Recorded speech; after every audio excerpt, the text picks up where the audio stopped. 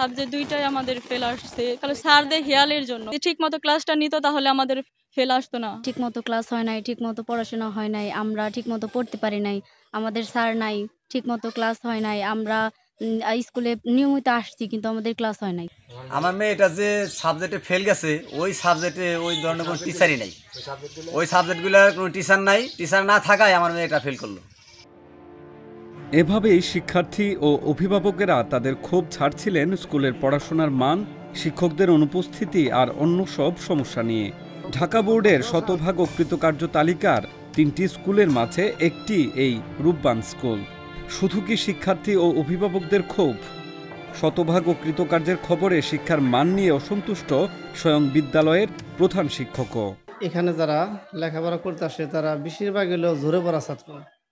বিভিন্ন শহর থেকে যারা চান্স না পায় তখন আমাদের এই বিদ্যালয়ে আসে।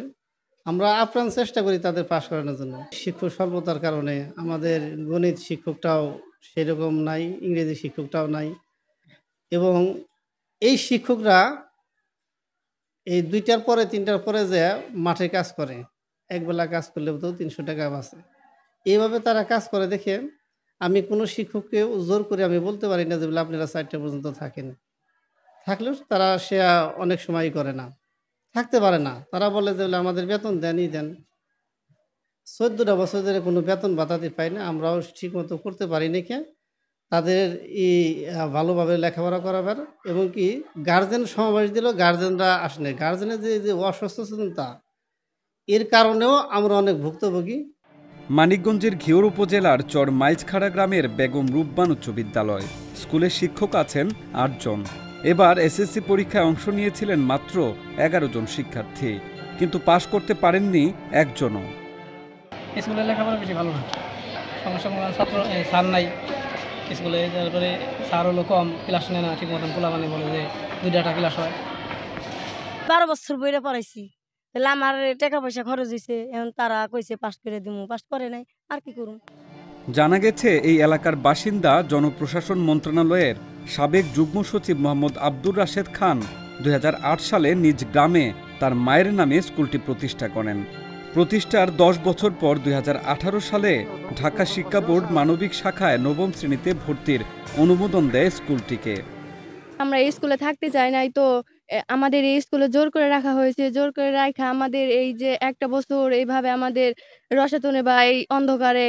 প্রতিষ্ঠার পরপরই কয়েকজন প্রতিবেশীর সঙ্গে শুরু হয় জমি নিয়ে বিরোধ। ২০২৩ সালের ৮ মার্চ বিদ্যালয়ে আগুন লাগার ঘটনাও ঘটে। হাতে গোনা ২-৩ জন শিক্ষক ছাড়া বেশিরভাগ শিক্ষকই ঠিকমতো আসেন না স্কুলে। তবে শতভাগ অকৃতকার্যের তালিকায় নাম উঠে আসার পর নড়েচড়ে বসেন সবাই। মাধ্যমিক বিদ্যালয়ের রেজাল্ট সত্যি দুঃখজনক। এই রেজাল্ট শুনে আমিও দুঃখিত। ঢাকার ভালো ভালো প্রতিষ্ঠানগুলো রেজাল্ট খারাপ আসছে আমি শুনেছি, আর এখানে ওদের সঠিকভাবে পাঠদানটা হয় নাই। রেজাল্ট দেখে বুঝতে পেরেছি এবং অভিভাবকদের নিয়ে আমি বসছি। আগামীতে আমরা চেষ্টা করব যে উন্নতির জন্য। উপজেলা মাধ্যমিক শিক্ষা অফিস সূত্রে জানা যায়, বেগম রূপবান স্কুলে এসএসসি পরীক্ষায় ১১ জনের সবাই ফেল করেছেন। তারা প্রত্যেকে একাধিক বিষয়ে ফেল করেছেন। গণিতে ফেল করেছে সবাই। তাই তো চোখ কপালে উঠেছে উপজেলা শিক্ষা কর্তৃপক্ষেরও। নন এমপির প্রতিষ্ঠান, শিক্ষকদের বেতন নাই, যে কারণে তারা বাইরে কাজ করে স্কুলের পাশাপাশি, যে কারণে হয়তো অনেক সময় কম দিতে পারে। এখানে শিক্ষার্থীরা কর্মজীবী শিক্ষার্থী বেশিরভাগই ঠিকমতো ক্লাসে আসে না। তো পরামর্শ দেওয়া হয়েছে এরকম যে শিক্ষার্থীদের অবশ্যই ক্লাসে উপস্থিত রাখতে হবে। আমাদের জেলা শিক্ষা অফিসার মহোদয় এসেছেন, উনি অনেক রকম পরামর্শ দিয়েছেন। আমি সাথে কথা বলেছি যে শিক্ষার্থী উপস্থিত যদি থাকে ক্লাসে আর ছোট ছোট পরীক্ষা যদি নেওয়া হয়, সামনে দেখি আমরা সবাই মিলে একসাথে এই বিপদ থেকে উদ্ধার হতে পারবো। তা আমি এসে যা দেখলাম, এখানে খুব সুন্দর অবকাঠামো আছে, শিক্ষার পরিবেশ আছে, কিন্তু শিক্ষার্থীরা পড়াশোনায় কেন এত পিছিয়ে সেটা প্রধান শিক্ষক মহোদয় এবং বিদ্যালয়ের প্রতিষ্ঠাতার একজনের সাথে কথা বললাম, যে ওনারা যা জানালেন যে এখানে বহুমুখী সমস্যাই দেখা যায়, যে অভিভাবকরা টেক কেয়ার করে না।